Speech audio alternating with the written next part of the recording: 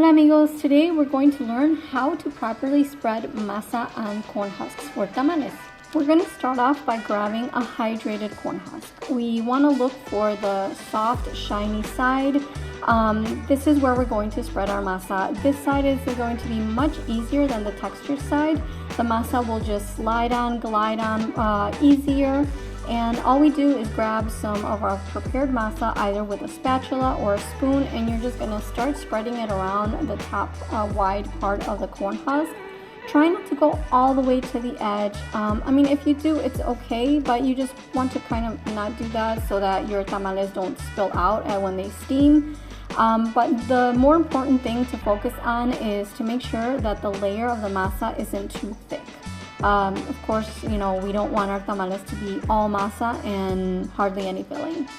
So you're just going to continue to spread, and notice how I'm not going all the way to the bottom of the corn husk.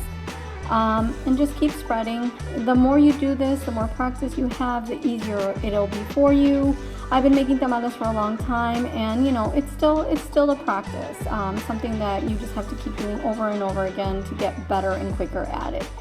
And what I like to do is I like to spread the masa on a bunch of corn husks, and I'll stack them on the side, and then I'll go in and do the filling and fold them and then get them ready to steam. You can do this, or you can spread the masa and add the filling, roll it up, and then steam. It's completely up to you.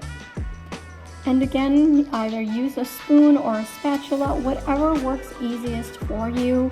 You'll figure it out as you do it. And again, just, you know, it doesn't have to be pretty. Just focus on trying not to add too thick of a layer of the masa. And you're going to continue with the process until you've run out of masa and corn husks. And then after that, then you are ready to fill your tamales with whatever filling you have. Of course, I have lots of options for you in my tamales cookbook, and there's also some recipes on the blog. You can go and check those out. I'm going to have another video for you showing you how to easily fold the tamales. So make sure you come back for that, and do check out all the tamales in the series, all the tamales videos in the series. Thank you so much for stopping by. Have a fantastic day, and please remember to like, subscribe, and share with your amigos if you've enjoyed this or any of my videos. It's a huge help for me. Thank you so much.